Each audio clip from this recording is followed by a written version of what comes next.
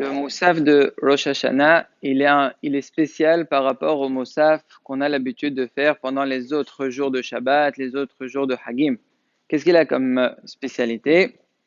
Déjà, entre les trois premières et les trois dernières brachot, c'est-à-dire entre les trois premières brachot qui sont Maren Avraham, Mechayam Iti, Mata Kadosh, ça c'est les trois premières qu'on a tout le temps. Les trois dernières qui sont la bracha de Amahazel Shechinato Lesion, Atov Shemcha Luchana Leodot, et Amever Tamos Al Bashalom. Les trois brachot à droite s'appellent brachot Oda'a, brachot Sheva, pardon. Et les trois dernières c'est Birkot Oda'a. D'habitude, au milieu, on a une seule bracha. Et ce qui fait que l'Amida, elle fait 7 brachot. Tous les Shabbatot, c'est comme ça. Tous les Moussaf, c'est comme ça. Même à Kippour, c'est comme ça. Par contre, à Rosh Hashanah, son Moussaf, il y a 3 brachot au milieu, ce qui fait un total de 9 brachot. Et pourquoi? Étant donné que dans l'Amida de Moussaf, on doit être mazkir 10 psurim, où il y a dedans le mot Meler, ce qu'on appelle Malchuyot. 10 psurim, où il y a le mot Zikaron, ce qu'on appelle Zichronot. 10 psurim, où il y a dedans le mot Shofar, donc c'est ce qu'on appelle Shofarot. Pour chacune série de 10, on a une bracha. Donc c'est pour cela qu'elle fait 9 brachot.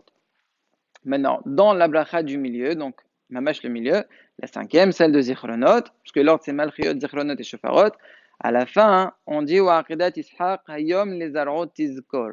Donc là, on est en train de demander à Hachem qu'il se rappelle de la miswa qu'a fait Abraham et Ishaq par rapport à la Aqidah, et grâce à ça, ça nous rappelle, ça nous ramène des srouyot. Alors, il y en a qui ont voulu changer. Ils ne veulent pas dire Wa'aqidat Ishaq Hayom Lezarot Tizkor. Ils veulent ajouter Wa'aqidat Ishaq Hayom Lezera Yaakov Tizkor. C'est quoi leur raison? Ils te disent comme ça. Tout ça, c'est ramené dans le Beth Yosef.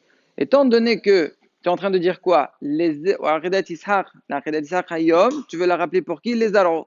Dans son Zera, il y a qui?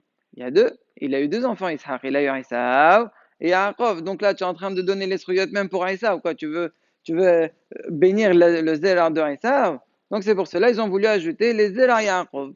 Comme ça, tu parles uniquement du Zera de Yaakov, donc c'est que Yaakov et pas Esav. Mais malgré tout, c'est pas bien de dire comme ça. Pourquoi?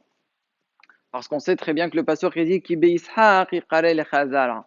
Ça veut dire que la descendance d'Abraham, c'est Ishaq. Mais il n'y a pas marqué Ishaq, il y a marqué Ishaq.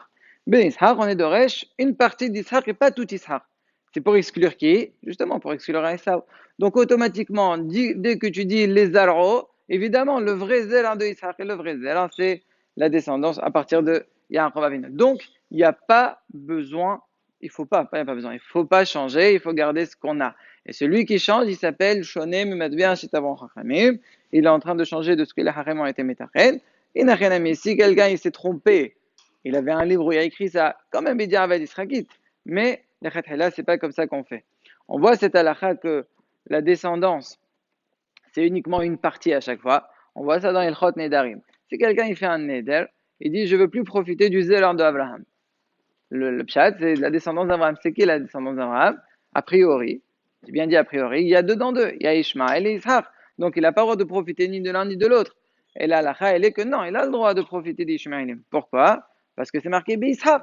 Ça s'appelle pas Zera. Donc, on voit que même la halakha les maaseh, ça change. Alors, puisqu'on a cette halakha maaseh à propos d'Ishaq, on continue avec le bet pour exclure même Ishaq. Ça, c'est par rapport à le nosah de la Hatima. Maintenant, il faut savoir que la tfila de Moussaf, évidemment, si quelqu'un il est malade, il ne peut pas aller à la synagogue, il doit la faire même Béahid, évidemment. Mais, une halakha importante, c'est qu'il ne peut pas la faire tôt le matin. Pourquoi? Parce que c'est un moment donné où c'est un moment où Akadosh Baruch Hu, il juge le olam et c'est un moment de din. Et donc là, s'il est Yahid, il n'aura pas la puissance, la force pour pouvoir implorer des rachamim. Donc qu'est-ce qu'il doit faire? Il doit attendre que l'heure du matin passe pour qu'il le fasse une fois que ça y est, ça s'allège, ça s'adoucit un peu. Donc c'est pour ça que là, si quelqu'un il est dans un hôpital, il faudra faire attention, même s'il doit prier Shaharit, il peut, mais Moussaf, il devra le faire un peu plus tard. Mais si on est Béminyan et qu'on est dans une tfila où on prie au Nesahama, donc ils vont finir tôt la tfila, ils vont faire Moussaf tôt. Ils risquent de le faire avant justement cet horaire-là où ça passe au moment de Rahamim. Quand même, ils auront le droit de le faire. Pourquoi? Parce que tfilat rabim, ces srouyot sont très fortes. Comme le pasteur qui dit, En el kabir loim as. Il n'est pas moès betfilatan shel sibour. Lorsqu'on est en sibour, là, à ce moment-là, ça fait que Akadosh Baruch Hu, il accepte notre tefila.